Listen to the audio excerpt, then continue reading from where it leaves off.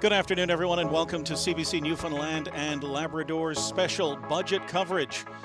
We're broadcasting live this afternoon from the lobby of the Confederation Building. Fred Hutton here with Katie Breen and Larry Short to offer analysis on what we've been looking at for the last 5 or 6 hours in the budget lockup. The picture you're seeing on your screen right now is the finance minister about to stand in the legislature to deliver his, this government's fourth budget. And for anybody who was watching 4 years ago, quite a different scene. Larry, we can't talk about it yet, but obviously quite a different day. One of the first things I should mention that we saw coming up here was an election bus.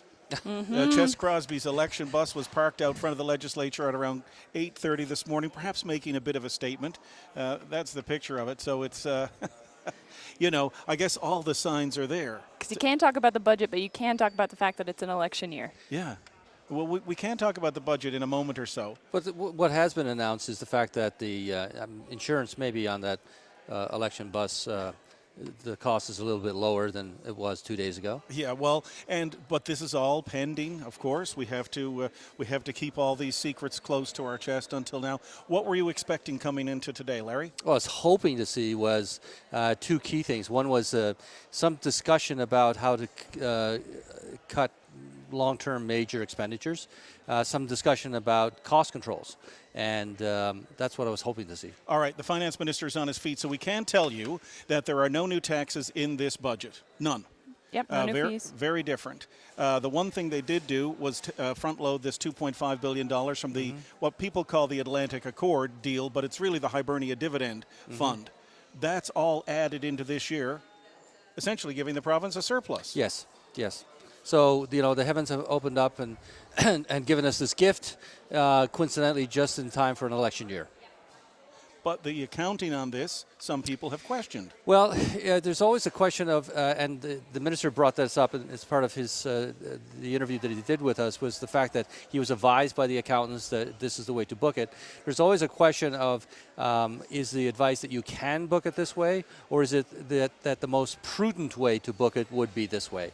And I guess we have to wait until the review by the Auditor General of the province sometime later this year to get an opinion as to, is this the only way that senior government officials that without quick and decisive action, the ability to pay public service employees and deliver services such as health and education may have been compromised. Our province was on the brink.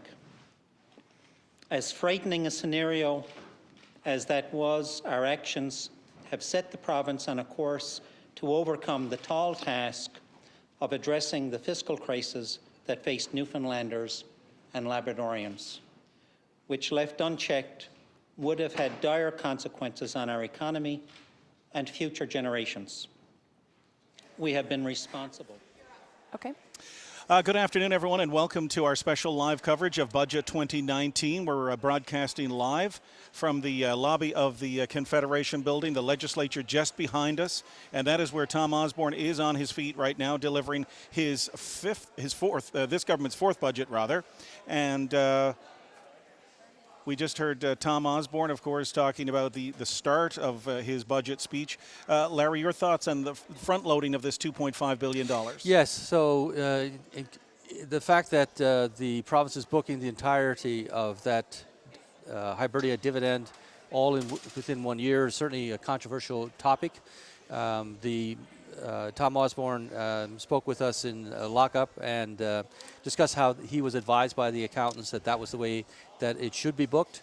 There's always a debate about this type of question as to how it should be interpreted and whether it was the most prudent way to book it, because we will, I guess, eventually hear if that is correct when the Auditor General for the province comments on the province's financial statements later on in this year. But can't do that until after the budget is passed, well, right? after the budget's passed, yeah. You have to point that out. Okay, so we're on Facebook, we're on YouTube, we're on the CBC webpage, but we want people to chime in to let us know what they think, what questions they want asked. That's right. What have we seen so far? Anything? Nothing quite yet. I guess people need a little bit of time to digest exactly what they're seeing. But yeah, if you hashtag NL Budget 2019, we're going to have those comments feeding in, and I'll be able to at least try and answer between the three of us what kinds of things people can expect, because what we do know is that in this budget, no new taxes, no new fees. There's a lot of little things in here for people and their pocketbooks. Yes, and what I was hoping to see was something that would address cost control, that there was no major expenditure reductions, there's no talk of a long-term plan, that basically we, as being an oil province, the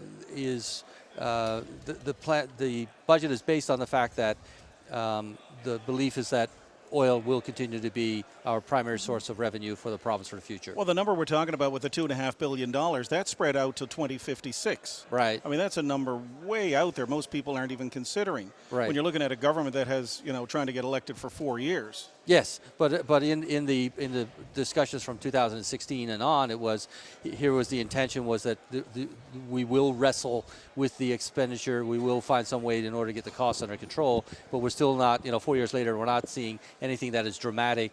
That there is any discussion about the long-term need to cut back and close things like hospitals. All right, what's not in this budget that you were hoping to see today? Was the actual planning to talk about how we will eventually have to turn the economy into a post-oil economy within the province.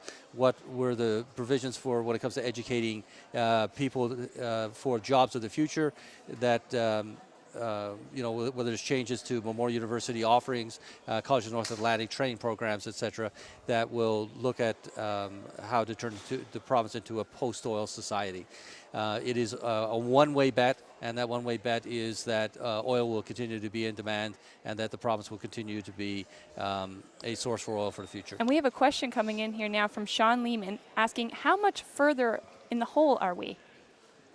Actually, because of the $2.5 billion. Hibernia Dividend Fund, thank you very much. Yeah, so they're taking $2.5 billion, that money from the Atlantic Accord, they're putting it right on now. So now we have a $1.9 million surplus. Yes, and we had to be really careful with this because there's no commitment, there's no requirement for the government to actually put that on the debt. And as the cash comes in, there is a potential that the government could choose to take the $60 or $100 million per year, as it varies over time, and use it to do something like, put in a seniors center in Springdale if they chose to, or put some new development into Buckens if they want. There's no requirement that they have to put it down on the debt.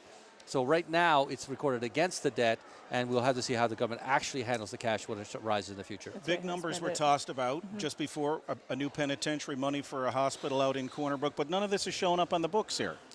No, it's showing enough money to turn the ground, to till the soil, to prepare. But not the big numbers. There's not a commitment to say, and again, this gets into the whole discussion about it is the intention of versus I have a plan to, right? I have firm contracts to do something.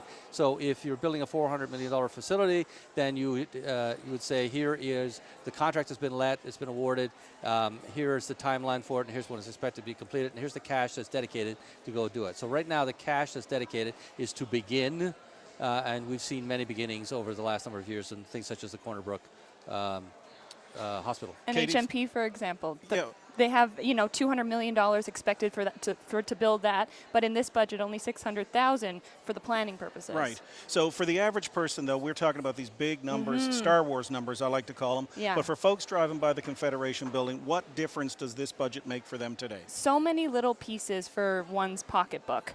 For one thing, they're keeping the tuition free. So if you're at MUN or if you have sons, daughters going to that school, the tuition freeze is still in place.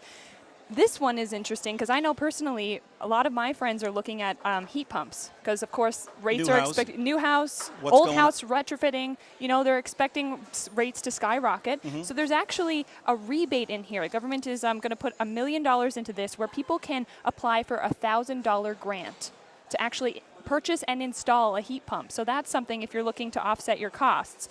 Of course, there was the tax on automobile insurance. That's been cut. That was bringing in about $60 million, but now effective yesterday, that's going to be cut. And how that's going to work is if you renew your automobile insurance, once this passes, and again, that's key, it has to pass, that's when you'll get a rebate. So that's effective yesterday. Other things around vehicles, if you're registering a vehicle, there's a 10% discount for veterans who have veteran plates. And then they're also lowering the cost to seniors so that it'll be under $100 if you want to renew your registration. Then they have other things. If you have a kindergartner in your life. Free eye exams in school. They're going to have an optometrist come in and give kindergartners free eye exams. And the insulin pump program, you might remember this one. People were really campaigning for people who have type 1 diabetes and are on pumps. There was the option that they could age out of the system, where after they hit 25, they're no longer covered by the insulin pump program and they have to buy their own supplies. But the minister said today that program, there's going to be no age cap. So if you're currently covered, if you're type 1 diabetic and you have that pump now, you will not age out of the system according to this. So lots of little things there. Lots of little things. And of course, the levy charge, which we were expecting to get cut out this year, that's actually happening. The levy is going to be off as of New Year's Eve. Well, it was scheduled to go out anyhow. I was actually anticipating that as an extra election goodie, they might try to do that right now, immediately, but that's not going to happen. I guess they did that kind of to offset it with the car insurance. So it's like they'll keep the levy, keep going, but they'll cut the car insurance early. We should mention that there's even speculation the writ may drop tonight and the election call may be on Yes, and as of this evening. again, the point as well is the fact that this is a proposed budget. It has to go through the House. It has to be passed. So if indeed there's an election, this is held in limbo until such time as whichever party forms a government. And the way government has explained this is that it's funded until the end of June. So it has that money to keep things moving until then, until they pass a new budget, which could be after an election at this point, because Ball has made no promises to do it beforehand. All right, you're listening to live coverage of Budget 2019 here on CBC. We're on radio, Facebook, YouTube, the web page if you want to check it out. Anybody asking any questions? Yeah, I'm just pulling it up here now. In terms of what they're wondering about what's in this big budget document. Patrick Dalton just asked, any chance the levy's going away? And yes, it is. It was always planned to be cut by now, and it's going to go away as of New Year's Eve. Jonathan O'Neill. Of 2019. Of 2019. The end of the year, yeah. Yeah, the end of this year. Jonathan O'Neill, when will the gas tax be lifted? The gas tax is still being phased out. But then, of course, there's the carbon tax, which offsets it. So there's really going to be it's an equal swap. It's a net figure. Yep. Any initiatives taken to have locals, especially the youth, stay in NL? So I guess one thing could be the tuition freeze. Yeah.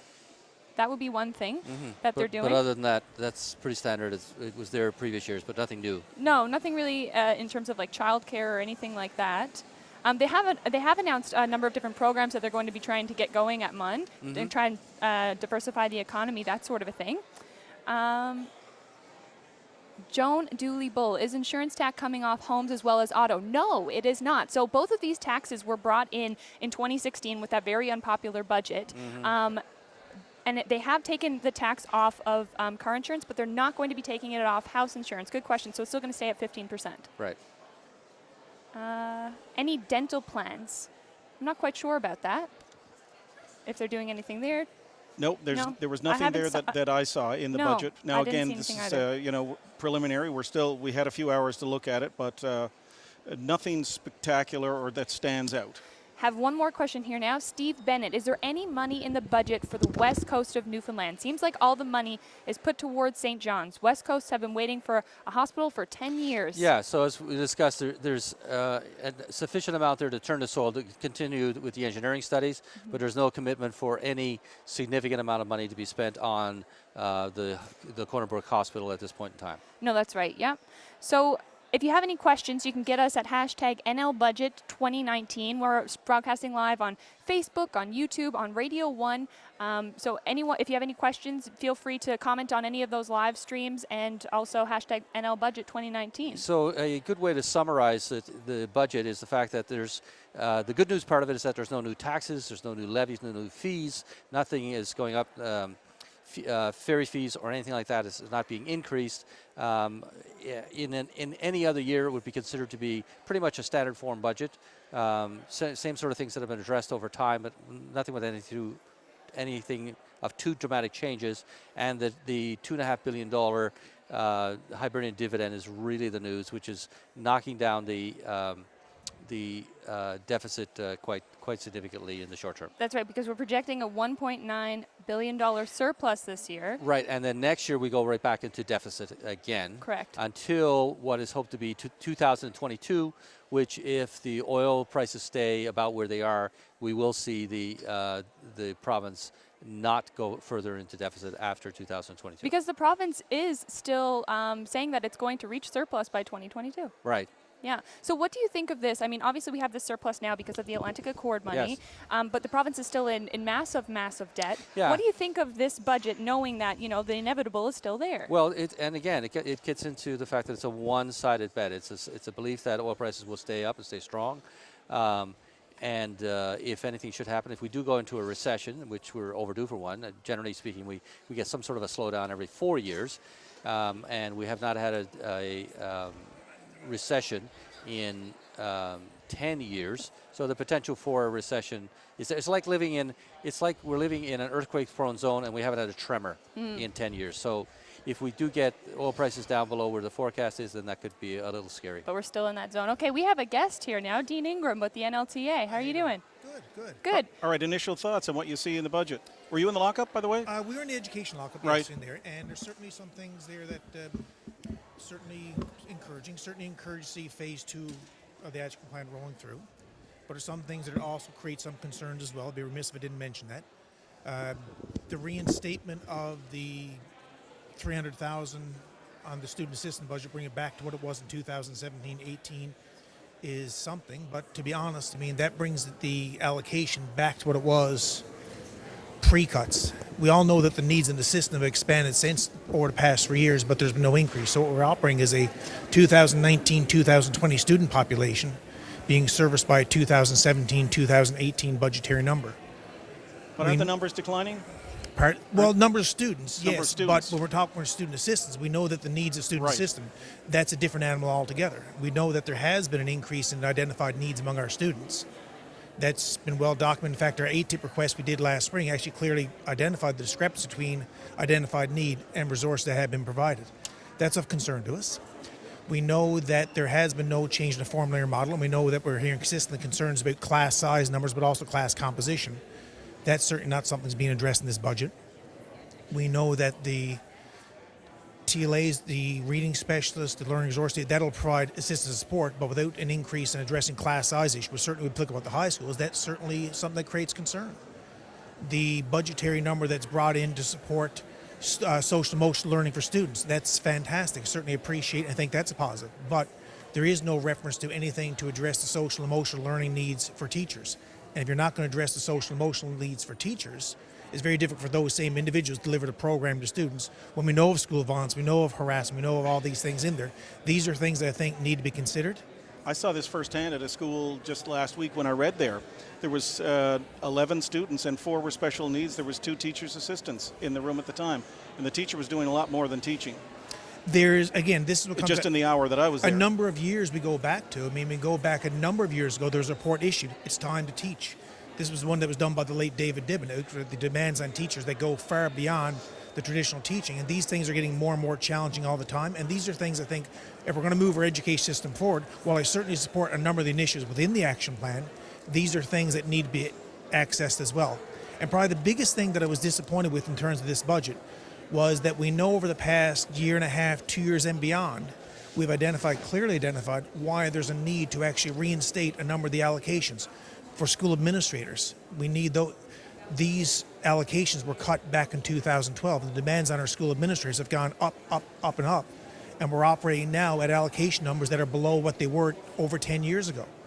I mean, heck, in 2008, they were originally brought up. 2012, they were cut back. So our schools are operating at pre-2008 levels on school administrators, but the demands are certainly in excess of that. We know in our school counselors, all the work that's been done in a lot of different departments within the province, but the need for school counselor allocations. The government's own commission report in 2007 clearly identified the need to move to a ratio of 1 to 333. But there's no movement on that. And these are all things that I think are part and parcel of what I'm disappointed with in the budget. Okay. Certainly, that's where things are with it. Dean Ingram, thanks for coming by. We appreciate thank it. All right, that's Dean Ingram, the president of the Newfoundland and Labrador Teachers Association. And Katie, our some more questions are coming Facebook in questions? now. Oh, yes, they're absolutely flowing in. One we have from Jin Von Evans. Arts funding. If you'll remember, artists were here in this house campaigning. There was a letter writing campaign, some big names, Rick Mercer, different people like that coming forward saying, you know, that Arts NL was such a huge thing for them, really launched their career. And so they wanted $5 million in annual funding to be increased over 3 years' time. And in fact, in this budget, $1 million for Arts NL. So, but again, this is the little drops Yes. going Yep. everywhere, spreading it around, and maybe they'll be quiet for what, a month? An election campaign? Enough time for the election, perhaps. Well, it is something. It is more than what they had on Friday. All right, but is but it? take off your analyst hat Yes. for a second. You're a taxpayer here. Yes. You live in this province. Right. You have a child. All right, how do you feel about it? It's not anything particularly big. It's a pretty regular budget that without any dramatic changes. It's designed to not offend anybody, and it's designed to appease some people to a small degree. But- There's not but- anything really there to write home about. But if you look at what's been on social media over the last couple of weeks while these big announcements have been coming, people are offended by it because they're saying, well, the way you're doing this, you're making all the announcements now and you're trying Right. to buy our votes with our own money. But I've seen this in the last 10 or so years or 12 years. I started covering budgets almost 30 years ago Right. when everything was a secret until the day of. Yes. Now governments everywhere leak this out or they make these big announcements in the lead up so it doesn't all get lost on day of. Right. $339 million announced in the week leading up to today. Well, and that's not including the money for the other $200 million for the penitentiary. Yes. No, that was in there, That- that- $339 that's million. That was the 200. Oh, Yep. I'm sorry, the 200 from Nalcor coming out. Oh, that's right, For, yep. for the rate mitigation. Again, money that could have gone into roads or hospitals or teaching positions, as Dean Ingram just said. Right, but I mean, if we're talking about that $200 million for Nalcor, again, was that already baked in? I mean, the fact was that the government had built a budget last year that said we were going to be out of the deficit position by 2022, and part of that revenue had to be Nalcor. So you look at it and say, well, isn't that already in the Nalcor number? And then if the argument came back that, well, no, because we're going to cut more in, expenses in Nalcor, well, shouldn't you have cut that expenses anyway? So the only thing we know for certain is that we have $200 million coming in from the feds one time that they're hoping to turn into a 10-year trail. Well, we're hoping that's coming in. That's not locked down yet No, either, no, is it? no, it's not. The ink's not dry on that or No, even on... and that's a full $2 billion on top of what we just got with the $2.5 billion. All So right. lots of pieces in motion here. All right, we want to bring in our next guest now, Jacqueline Sullivan from the Employers Council. Good afternoon. Good afternoon. All right, I'm assuming you were in a lockup as well, in a different one from the media. I was, yeah, in the business lockup. Okay, what did you look for when you went in? You know, our big focus has been on government spending for quite some time, and I think this budget is a prime example of the spending problem that we have in Newfoundland and Labrador. I think that, while there's a surplus projected next year, as we all know, that's really just because of the recognizing that $3.8 billion from the Atlantic Accord money in next year's budget. We're only going to get about $135 million of that actually in our budget next year, and spending has increased by $150 million. So no matter how it's presented, we're still spending more than we bring in. Well, we should mention as well, because we're just trying to piece this out a bit for our listeners as well and our viewers, the $2.5 billion that we're going to get from the Atlantic Accord up until 2056 is on the books this year, but not as actual cash. Correct. It's just a number. There is no actual, Exactly. okay, here's our pile of money, we're going to hold it over here and divvy it Right. up. Right. The actual amount we get this year, as you mentioned, is $134 million. Mm-hmm. So, without that $2.5 billion, though, which is spread out till 2056, we'd actually have a $575 million deficit this Right. year, Larry? Yeah. That's correct, yeah. Yes. Yeah, so I think it's important that people recognize that. And, we're still overspending, and overspending has consequences. And one of those consequences is high taxation. We're still seeing, high taxes in this province. We have the second highest personal tax burden in the country. And we saw a little bit of relief on the automobile insurance tax. That's great. But, we were really hoping to see more relief. That would require, reform in terms of what we spend. We still have a spending problem in Newfoundland and Labrador, and it hasn't been addressed. So what should have been done? I mean, I think Because it's, if you stop spending, it means you cut services or you cut jobs. right. Well, you can say cut or you can say reform. So right now what's happening is because government is keeping spending flat in their plan, every year we're accumulating more and more debt. We're borrowing more. So we're taking money from banks and we're paying interest on that debt. And that interest on debt is growing. We saw it grow by $300 million this year. So every year if you keep spending flat, that continues to crowd out the money you have available for things like health, for things like education, for the services that we want. So, cuts are going to come anyway. It's whether or not we make a proactive plan to look at how much can we afford and how can we deliver services to the people of the province the best we can with that money.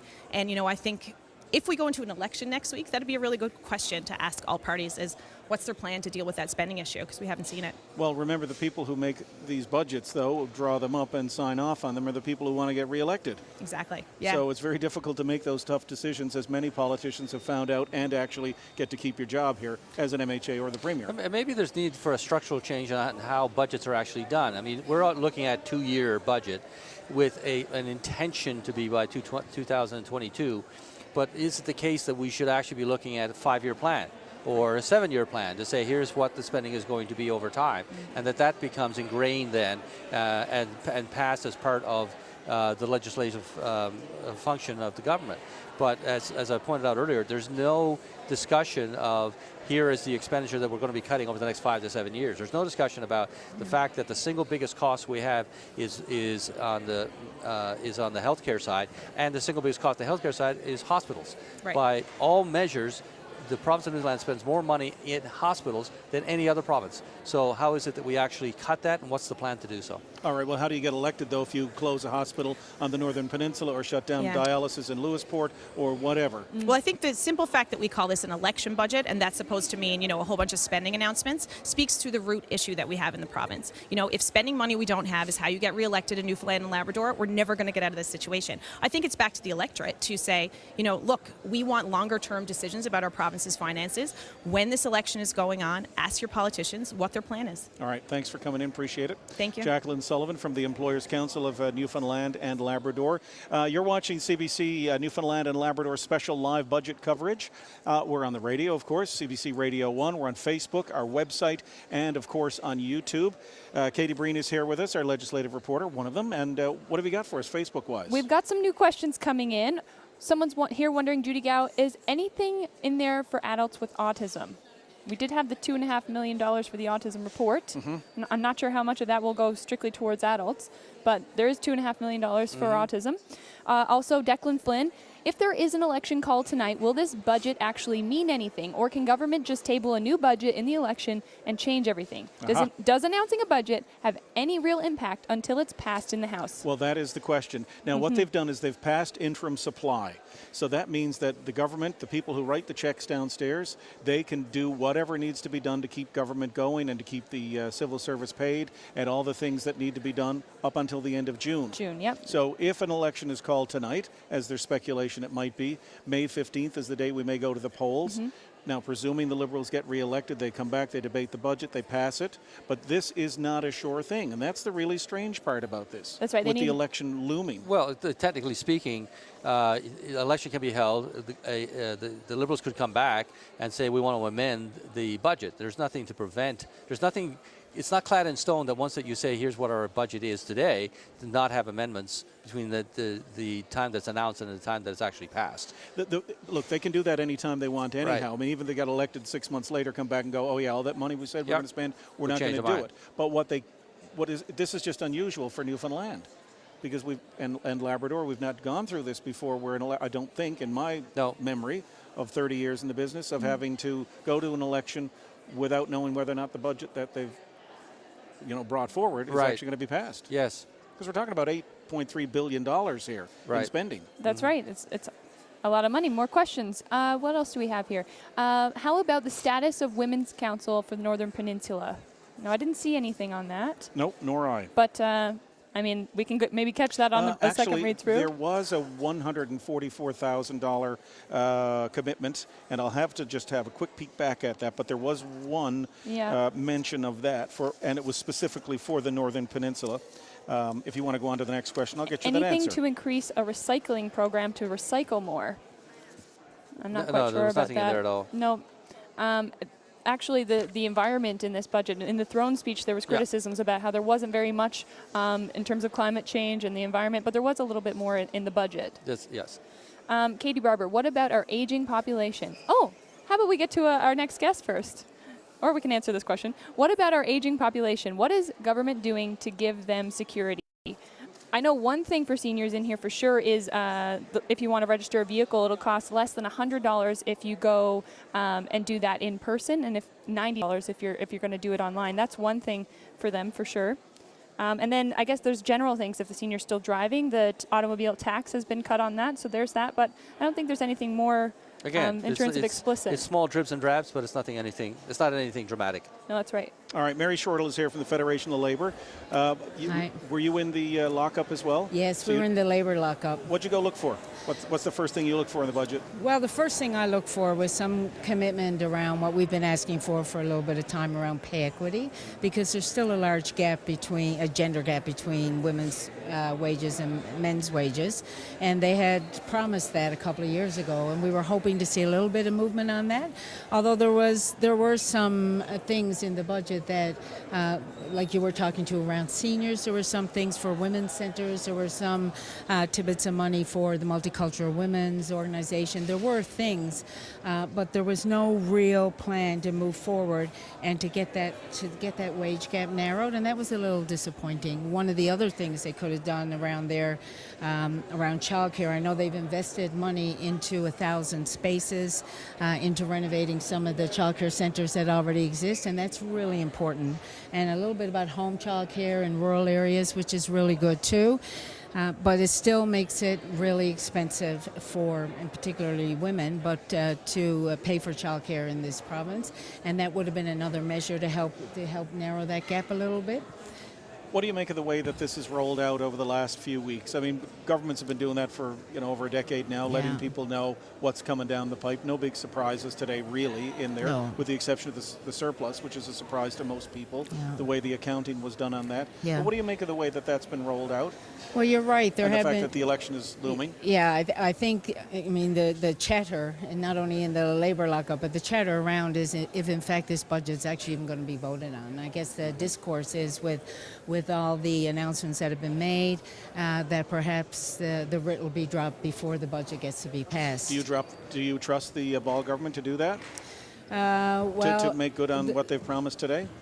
Well, if the budget doesn't get passed, then the election will happen, and then I don't know if they come down with a new budget or not, but that's possibly what happened. I think some of those announcements are imminent, like the announcements around an immigration strategy, for example. They've been working on that for a long time. Putting some of that money back into workers' pockets that they've lost over the years through previous budgets. I mean, that's what people asked for. That's what people want. The insurance, the tax on the insurance and stuff. Those things, I assume, will happen, but overall, I suspect that there'll be an election before we even get to talk about a lot of the stuff that's in there. Do you trust, though, that if we elect the Liberals again, that they'll actually pass this budget? That particular budget? Well, I don't know what the process is. Do they do that? I have no idea. They don't have to. They don't have to? No, they they can form another budget? Mm-hmm. Do you think they'll come back and do that, make something else up, or do you think that this is going to be what they go out, campaign on, and then ultimately pass? Well, I mean, or the Tories could get elected, or the NDP. I mean, that's we don't know, right? And obviously, it's an election budget, and it's more flatline than anything. For example, we were talking about healthcare spending in the budget, and there's no real new spending in there. But because the cost of living raises, and because there's no spending allotted for it, it's actually a decrease in healthcare spending. Workers, the public sector workers have had a wage freeze now. They'll be in negotiations again next year. So, does that mean, no matter who the government is next year, the public sector workers will be sitting down and negotiating a collective agreement and believe that they have paid, a price towards helping the economy over the long run. Never a dull moment. Mary Shortle. Never a dull moment. Thanks for coming in. Appreciate it. You're welcome. It's Mary Shortle Bye. from the Federation of Labor. Okay, so we're at roughly 2:32, 2:33, about halfway through our live coverage. We're on CBC Radio 1. We're on the Facebook page for CBC Newfoundland and Labrador, the YouTube channel, and as well on the website. You can follow the link there. Just to give you a recap, if you're just joining us, this is the 2019 provincial budget. No new taxes in there. Looks like because of the Hibernia dividend money, the $2.5 billion you heard about a few weeks back when Seamus O'Regan was in town to announce that money, that means that we're actually in a surplus this year. And it means that we are able to post this surplus just for 1 year. We don't actually get the money right away. No, that's right. But they've done some accounting to make it so that we can actually include it in this year's budget, make it look good, And of course, go to the polls. Because that would be a $1.9 billion surplus this year. And without that Atlantic Accord money, we're looking at $575 million. That would have been the deficit without this kind of cash. Without that money. And the money doesn't actually exist there. What we actually get this year is $134 million. That's right. Okay, yep. So you're looking at basically a budget of $8.3 billion. A little over $3 billion of it goes towards health care. Yeah. 1.2 or 1.1, is it, goes towards debt servicing? 1.1 billion dollars. That goes towards, that's just paying off the interest. That's just the interest on our visa. Yeah. That's it. Yeah. There's a borrowing of 1.2 billion again this year, a little less than had been anticipated. Right.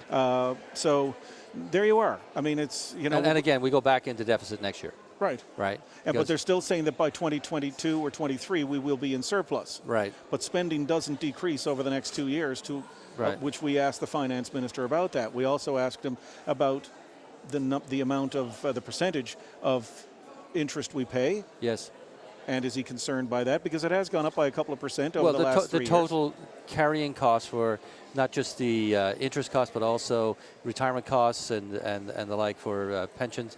There's $300 million a year that's committed to paying what's called the unfunded pension liability, which is that for many years the province did not put money to one side for the pensions of the civil servants. So this money built up.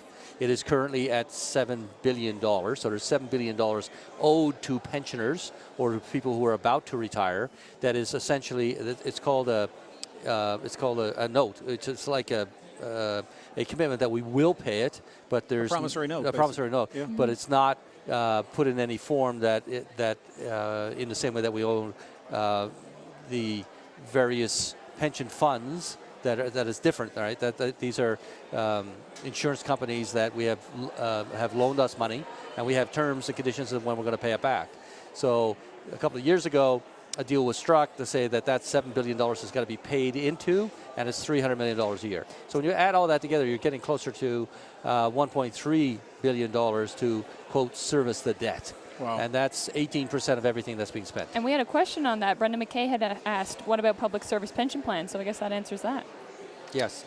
For folks who were wondering about the insurance announcement that was made yesterday, the Premier was there when they announced that there would be no cap, but the injury liability would have to go up, the deductible from $2,000 to $2,500 to $5,000. Your insurance is not going to go down immediately. They say it's effective immediately, but of course this has to pass in the legislature.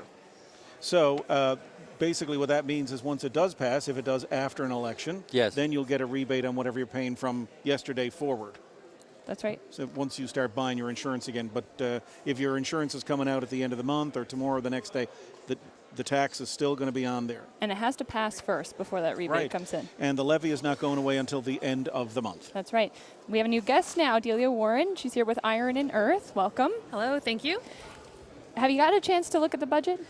Briefly, I did skim through and tried to pick out as many points of interest as I could. Okay, what stuck out to you? Well, I really like a few things in the budget. Now, of course, it all has to be taken with a grain of salt, given there's an election coming up. I really like the focus on economic diversification. We've been saying at Iron and Earth for years that the focus on oil and gas in the province, although it's brought a lot of prosperity, it's also a very big risk as we're so tied to the price of oil and gas, and the volatility of that industry is it can cause a lot of impacts on the job market here and our provincial economy. I do like the focus on the ocean research. There's some investment going to be made in the deep water technology, subsea technology. I really think this is a great opportunity as it focuses on our capacity in oil and gas, but it can also be expanded to other industries that we see growing around the world, like marine renewable energy, offshore wind turbines, that type of thing. So I really hope we can capitalize on that and also focus on the technology side of things, so autonomous vehicles for surveillance, that kind of thing, and really capitalize on our skills. I like the focus on electric vehicles and trying to encourage electric vehicle charging network across the province. Of course, this is a really great opportunity to cut carbon emissions while also creating some jobs in the construction of those sites and promoting electric vehicle usage, which is great for using up more of that Muskrat Falls electricity that we're going to be producing. And there's a few other things, that I would have liked to see focused on a little bit more. But I think overall they are looking at a lot of the right things, especially with regards to the environment and economic diversification. And of course, Iron and Earth is led by oil sands workers, and it looks at renewable energies. You mentioned a bunch of different initiatives there, but do you think government is doing enough to kind of diversify the economy when it comes to oil and gas? I think that's really yet to be seen. Right now, we're kind of going ahead with, trying to promote more oil and gas exploration, more production in the oil field, that type of thing. But I think we really need to focus on improving the technologies, decarbonizing that space, looking at, what countries like Norway have done really successfully in being able to transition their oil and gas projects that they invest in to less carbon intensive. And I know Newfoundland and Labrador does have cleaner oil and gas technologies in a lot of other places in the world. So that's a really great focus. Larry, you wanted to add something there? When it comes to training, university education programs, College of North Atlantic, that sort of thing, where in Canada would one go in order to get, a degree that specializes in wind energy, alternate fuels, in recycling or something like that? Where would someone go like that? There's a number of projects programs across Canada. The closest wind turbine technician program, for instance, is in Holland College in PEI, and that province was extremely successful in growing their wind energy capacity by introducing that program. One thing I would think would be a great opportunity for Newfoundland and Labrador, even though offshore wind turbines don't really exist in Canada yet, they are growing in the eastern seaboard of the United States. I think developing an offshore wind turbine technologist program in Newfoundland and Labrador at the Marine Institute or College of the North Atlantic could be a really great opportunity to develop another world-class education opportunity here. Why don't we have those here? I mean, because you ask anybody, we've got lots of wind, and it's right outside. You don't have to go offshore to get it. Oh, for sure. Well, there's lots of reasons right now why these types of projects aren't being developed. Our hands are fairly tied with Muskrat Falls is one reason. Another reason is there's not really appropriate legislation in place to govern offshore wind technology right now off the coast of the Maritimes here. But that is something that's being looked at. There are investors that are interested in developing this technology here, and I think it's a huge opportunity for economic diversification, job creation, and then stimulating development of new opportunities for education in the province. And Delia, you're an expectant mother. Congratulations. Thank you very much. How do you feel being a soon-to-be mom with the situation that the province is in? Well, it's hard sometimes to remain hopeful and optimistic about the future, given that we are in a bit of a bind economically in the province. But it looks like the government's finally starting to look at a lot of the right things. All the different parties are talking about economic diversification. There's a real focus on climate change mitigation. There's a increasing focus on renewable energy technologies, especially in off-grid communities around Newfoundland and Labrador. And this is really an area that I am very passionate about and involved in. I work for a renewable energy company in the province, SW Energy, and I really think that it's a huge opportunity. And so if we continue to focus on the right things and to focus on diversification and growth within the economy, I hope it'll be a great place for my child to grow up and prosper. So the cost of childcare in the city of St. John's is one of the highest in the country. The actual lowest is in Montreal. So do you think that makes a big effect? I mean, and again, they touched on it in the budget, saying they affirmed the positions that they already had. But do you think that should be a major issue in this upcoming election? The price of what, sorry? Childcare. What? Childcare. Childcare. My goodness. The childcare cost is a huge problem for any working parent. I mean, one reason why I chose to come back to Newfoundland to start a family, Newfoundland and Labrador, is because I have family here, which would reduce the burden of childcare. Other countries around the world, you see early childhood education as accessible to all. I think something like that would really incentivize people to start families earlier. I waited a long time to really focus on my career because those childcare opportunities just weren't available, or were very expensive.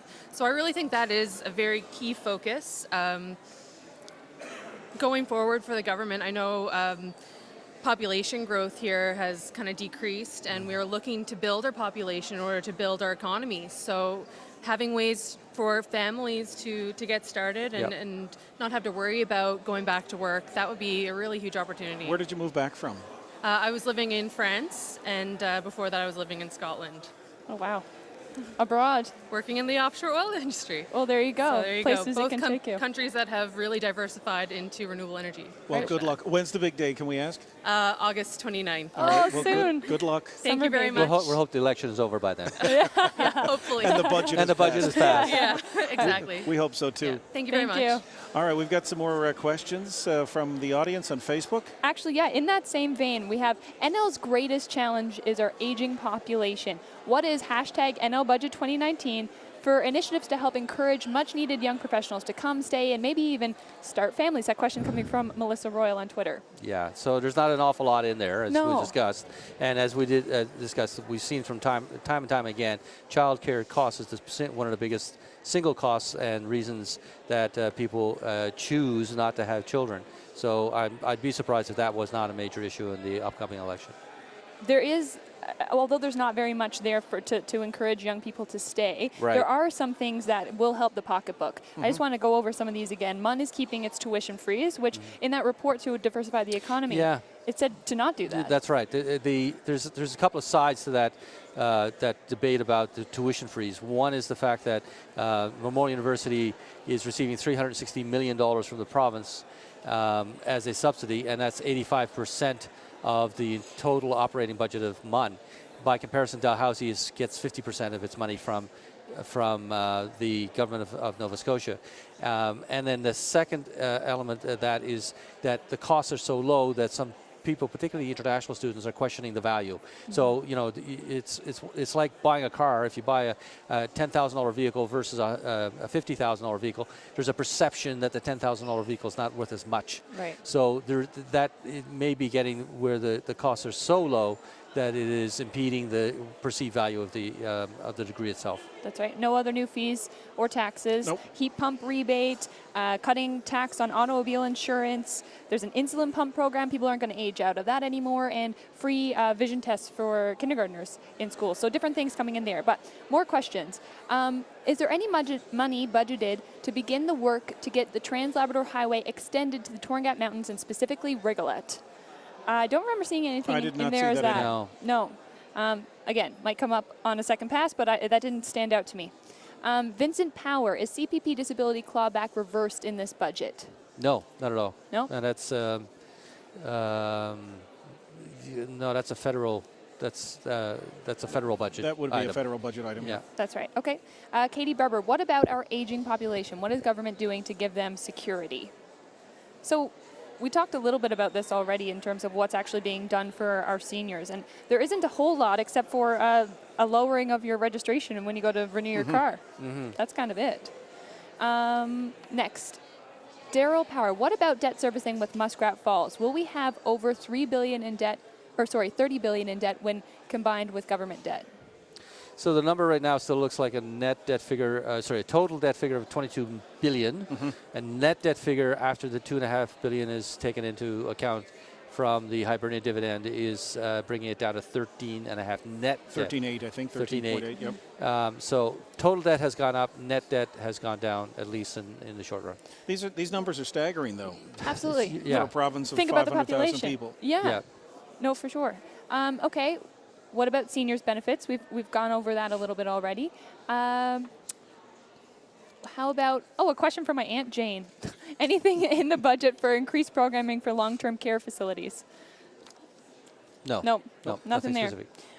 Lucy Luffman, if the budget doesn't get passed before an election, will the insurance tax cut still be effective as it was supposed to be effective yesterday? No. So all of these things need to be passed in order for them to come into effect. Same thing with the tax on your auto insurance. And I will mention, too, that the tax on the house insurance is still in place. It's Still in only place. the auto tax that is getting cut, and that will only happen if it's passed. All right, if you're just joining us, you're watching and listening to our special live Budget 2019 coverage. Everything we're talking about in this budget, of course, is subject to being passed in the House of Assembly. Now, there's speculation that as early as tonight, the writ may be dropped, the election campaign may be on, we may go to the polls mid-May.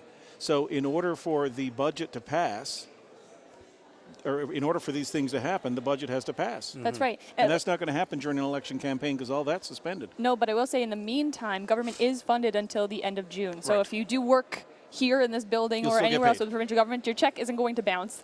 The province is paid for up to and including the end of June. All right. And that's probably good news for Jerry Earl, our next guest, the president of NAPE. Thanks for coming by. Most welcome. Thank you for having me. You were in the budget lockup. You've seen what you've seen. What do you think of it? Overall, compared to a budget lockup I was in 4 years ago, quite a different mood and relatively pleased with what I see in the budget. I'm certainly concerned because we hear about need for budget reductions, but sometimes when there is no increase in the budget, that certainly causes concerns, such as healthcare, one of the largest consumers for healthcare. The budget is pretty well flatline. We're hearing about new infrastructure being built, and we know already healthcare providers, licensed practical nurses, personal care attendants, paramedics are stressed to the limit, often short staff. We're going to be hearing about some facilities over the coming days, so that leads us to concern. Now I know the new infrastructure is not going to be built for a little while, so don't have to actually worry about that staffing, but the budget overall for public sector employees compared to where we've been in the past is relatively positive. Like things we've sought, work stuff in transportation, for example.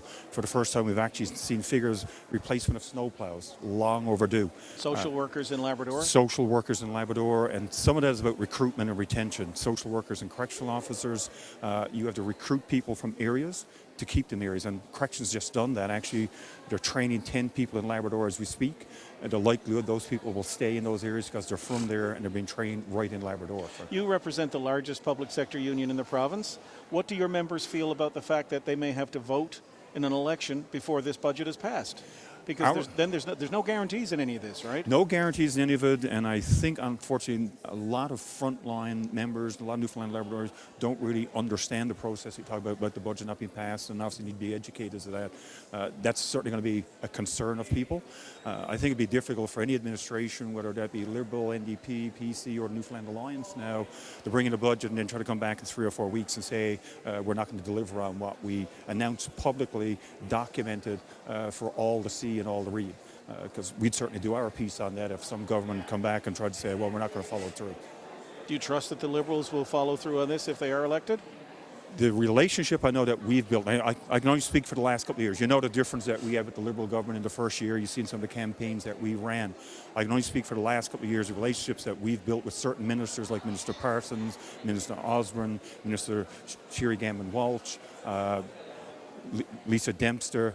Those we have built, and the things that they have messaged to us, things we have seen they've acted on for the most part, the commitments to HMP. I hear people talking about this a couple of years out. It was the first time in a long time that our frontline people have seen the commitments that they're seeing on things such as HMP and certain other areas. When is the next round of negotiations? What's the next year? The next round of negotiations, unfortunately, is just less than 12 months away. Yes. Okay. So it's good timing again for an election. Yeah. Would be just before we have to get in those hard negotiations. You have a big group of people who can influence the vote. Thanks for coming by. Appreciate it. Thank you very much. All right, that's Jerry Earl. He's the president of NAPE. You're listening and watching live coverage of Budget 2019 on CBC Newfoundland and Labrador. We're on the YouTube channel, the Facebook page, and as well, we are on CBC Radio 1 and, of course, our main website. Katie Breen here with Larry Short. I'm Fred Hutton. What else? Have we got any more questions from our Facebook viewers? We're taking questions on all those places where we're streaming. You can comment there or hashtag NL Budget 2019. One question that just came in, this is a bit of a tough one. What is the success projection for Muskrat Falls? And if it is as faulty as people say, why keep putting us further in debt? This is the question. When will Muskrat Falls actually benefit NL? Wow, big question. So a couple of things. One is once that you reach the commitment stage with any major project, and it's not just Muskrat Falls. It's things like in the city of St. John's, we see a lot of signs out saying buildings for lease right next to a building being built. Right. So the magic question is, well, why would you continue to build buildings when there are these vacancies happening there? And what happens is that you reach that point in the project for the new building where you have financing in place and you have the footings down, you have everything done, and it's too late for you to cancel and pull back. And we hit that point with Muskrat Falls a good number of years ago. So we have to take it to the end. Stopping a Muskrat Falls project Three quarters or 95% along the way, and I think right now it's at 95% actually, means that there's no hope for ever recovering any revenue. So we have to take it all the way through to the end. So if it is 95% through, then we should be seeing the word about when the electrification process begins sometime in the next 12 to 18 months. That's right, it's soon, it's coming quick. And we have another question that I can get to really, really quickly. Can someone explain how the levy will be phased out over this year? So this levy, or it was referred to as a cover charge back in 2016 when it was brought in, that was always planned to be phased out over 2019. So they've kept that, they've kept with that streamlined structure. They brought it in 2016, and it's phased out now. All right, Sophia Descalzi is here from the Federation of Students. Your thoughts on the budget? We see the maintenance of the tuition fee freeze for Newfoundlanders and Labradorians, which is something that students have fought very hard to maintain over the past few years. However, we don't see a recommitment to keep to reinstate the tuition fee freeze for out-of-province and international students, which that in turn will impact their ability to stay in this province and to afford their studies either at the College of the North Atlantic or at Memorial University. Students are also disappointed to see that there's been some cuts to the operating grants are both public post-secondary institutions. We know that students are going to be one of the biggest voting blocks in the upcoming provincial elections, which is why on May 8th, students will be holding a forum to push political parties to make real commitments on investing on post-secondary education, and we're looking forward to having those discussions. Well, the timing of that is pretty good, given that we're going to have an election within the next day or two. Absolutely. Yeah, so you plan to be very vocal? Absolutely, it is time to prioritize post-secondary education if we want to have a long-term sustainable solution to the economic deficit and to the continued out-migration of people from this province. If we want to retain international students and out-of-province students in Newfoundland and Labrador, then we must ethically recruitment and retain them by keeping the tuition fee freeze and reducing and ultimately eliminating tuition fees for all students. Why keep the freeze, though? People say all the time we have some of the most affordable tuition in the country. Why do you feel that we should keep the freeze? Yeah, that is a very good question. We need to invest in post-secondary education. As we have seen throughout the years, the vast number of people leaving this province because of the amount of debt, student debt that they have accrued, and going to other provinces to be able to pay off that debt. So what we need is students to stay here, acquire jobs here, and have and enter the job market here in Newfoundland and Labrador. And the way to do that is by investing in public post-secondary education, which one of that aspects means keeping the tuition fee freeze for Newfoundlanders and Labradorians, but also reinstating it for international and out-of-province students. Are you optimistic about the future? We're almost out of time. Yes, I am optimistic. Do you plan to make a future here in Newfoundland and Labrador?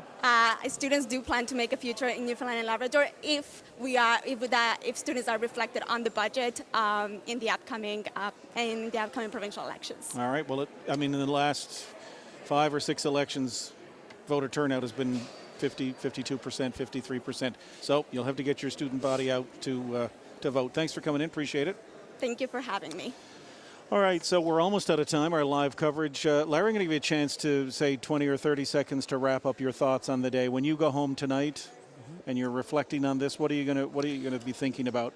It is an ideal budget for an election. That's the simple element to it. It was not a lot of changes. It didn't really offend anybody. It's as you said earlier, it sprinkled some money here and there into certain interest groups, but it didn't do anything dramatic. And other than the fact that we ended up with that extra $2.5 billion, and we'll see how the opposition proposes alternatives. I'm looking forward to hearing that. All right, what happens next inside there in the legislature? That's a great question. Lots of people want to know that. When exactly are we going to have this election to be determined? Ball would not, prior to today, say exactly what his plans were, what his intentions were, would he pass the budget, when's the election going to happen, wouldn't say, keeping us kind of in the dark. Well, I sent some notes to the Premier's office when we came out because we were in a lockup and there was all this speculation that we may even have the writ drop tonight, that the Lieutenant Governor is apparently maybe traveling, and if Dwight Ball is going to have to visit, Judy foot down at Government House. He'd have to do it today. The response I got back is today's focus is entirely on the budget. Okay. That's Well, today. But after That's 6 right. o'clock, it becomes this evening, right? That's right. So that- anything there can you change. go. That's the AM/PM switch. There's a lot of importance in wording in politics, right? And there was a campaign bus outside. When we arrived this morning, the PCs had a big bus Yes. ready to go. So they've got their plan ready to go. The NDP, the NL Alliance, of course, and it'll all unfold over time. Thanks for coming in, Larry Short. Appreciate your time. My pleasure. We'll see you tonight on Here and Now as well. You'll have some stuff as well for radio through the morning and on TV tonight. That's right. All right. You've been watching our special live coverage of Budget Newfoundland and Labrador 2019 on CBC. Thanks for watching, everyone. Again, a reminder, On the Go is coming up this afternoon on CBC Radio 1 and Here and Now tonight at 6, 5:30 for most viewers in Labrador. Have a great day. Thanks for watching and listening.